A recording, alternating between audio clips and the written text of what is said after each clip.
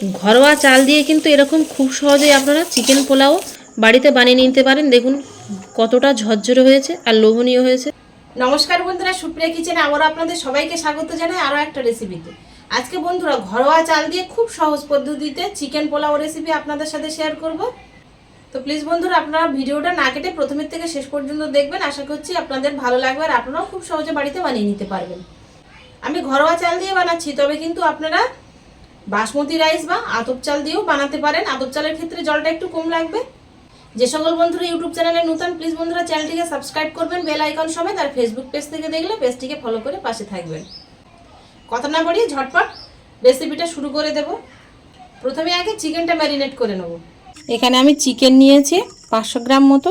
খুব একটা বড় পিস করিনি, আবার খুব একটা ছোট পিস করিনি, আর হাড় সলিড সব রকম মিশিয়ে চিকেনটা নিয়েছি। এবার এর মধ্যে পাতিলেবুর রস দিয়ে মিশিয়ে নেব। হাফ চামচ লবণ, হাফ চামচ লঙ্কার গুঁড়ো, হাফ চামচ হলুদ গুঁড়ো, হাফ চামচ গোলমরিচ গুঁড়ো, সব কিছু দিয়ে মাখিয়ে নেব।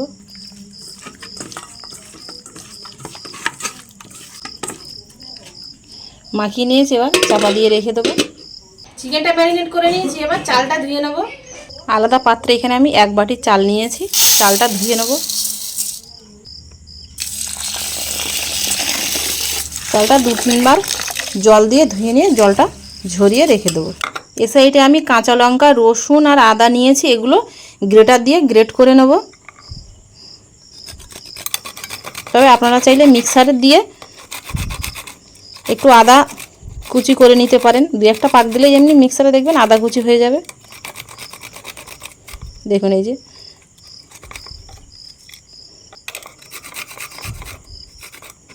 সব কিছু রেডি করে নিয়েছি। এবার রান্নাটা বসিয়ে দেবো। কড়া বসিয়ে দিয়েছি, গ্যাস ধরিয়ে দেবো। প্রথমে আগে পেঁয়াজ বেরেস্তা ভেজে নেব।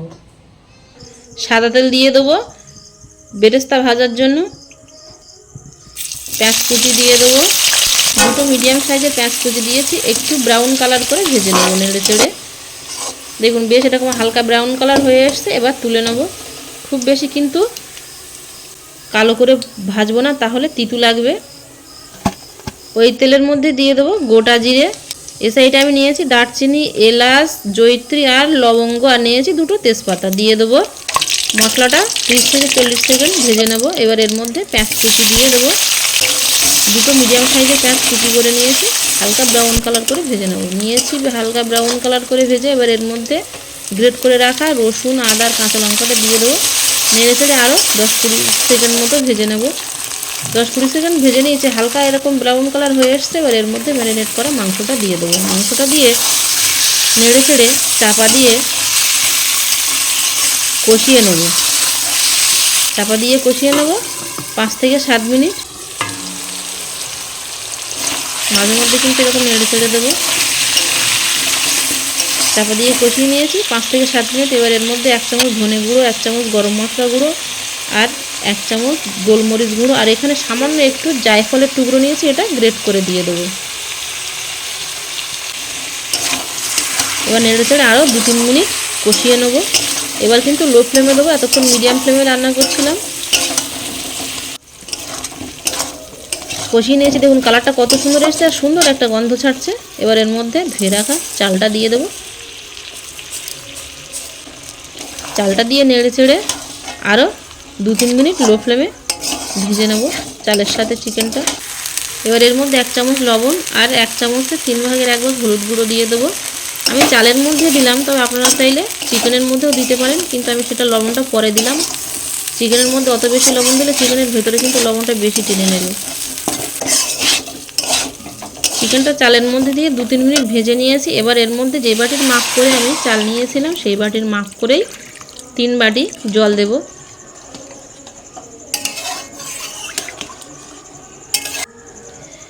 চাপা দিয়ে হাই ফ্লেমে একদম জলটা গায়ে গায়ে আসা পর্যন্ত রান্না করে নেব। জলটা দেখুন গায়ে গায়ে এরকম হয়ে এসছে।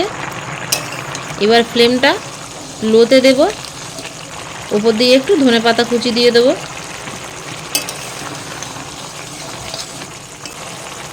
আর উপর দিয়ে একটু বেরেস্তা কুচি দিয়ে দেবো। আবারও চাপা দিয়ে দেবো জলটা শুকিয়ে আসা পর্যন্ত।